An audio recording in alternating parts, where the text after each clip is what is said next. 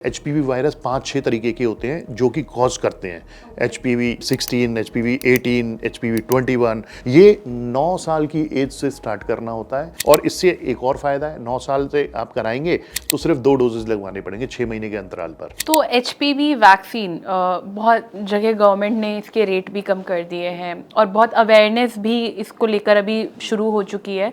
तो क्या HPV vaccine के बावजूद भी सर्वाइकल कैंसर का रिस्क रहता है? हाँ, देखिए सर्वाइकल कैंसर बहुत कम चांसेस होते हैं कि वो एडिनोकार्सिनोमा हो जो कि HPV के बिना होती है।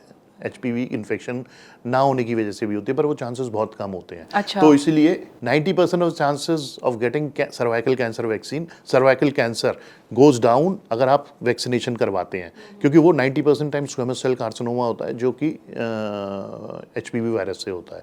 तो इसीलिए वैक्सीन बहुत ज़्यादा इफेक्टिव है और उसको लेने से 90% of time cancer goes down, chances of cancer goes down.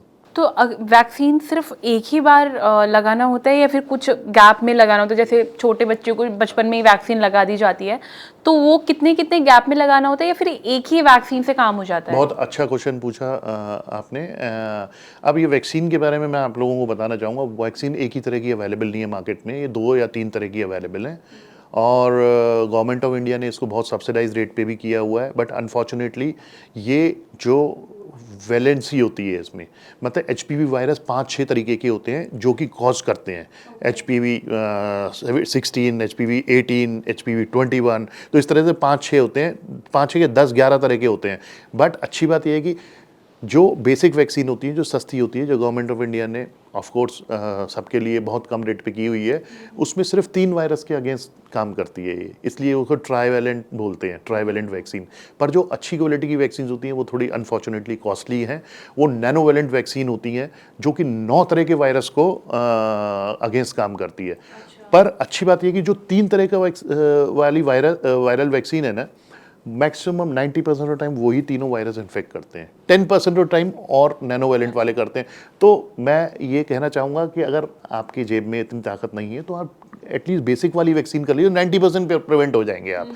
तो ये अलग अलग तरह के वैक्सीन है। रही बात फ्रीक्वेंसी की, कितना लगना होता है, ये 9 साल की एज से स्टार्ट करना होता है और हम 25 साल तक दे सकते हैं। पर 9 साल से जैसे जैसे बढ़ते जाएंगे ना, उसकी इफेक्टिविटी वैक्सीन की कम होती जाएगी। तो बेटर यही है कि 9 साल जैसी डॉटर को हो इमीडिएटली वैक्सीनेशन करा लीजिए।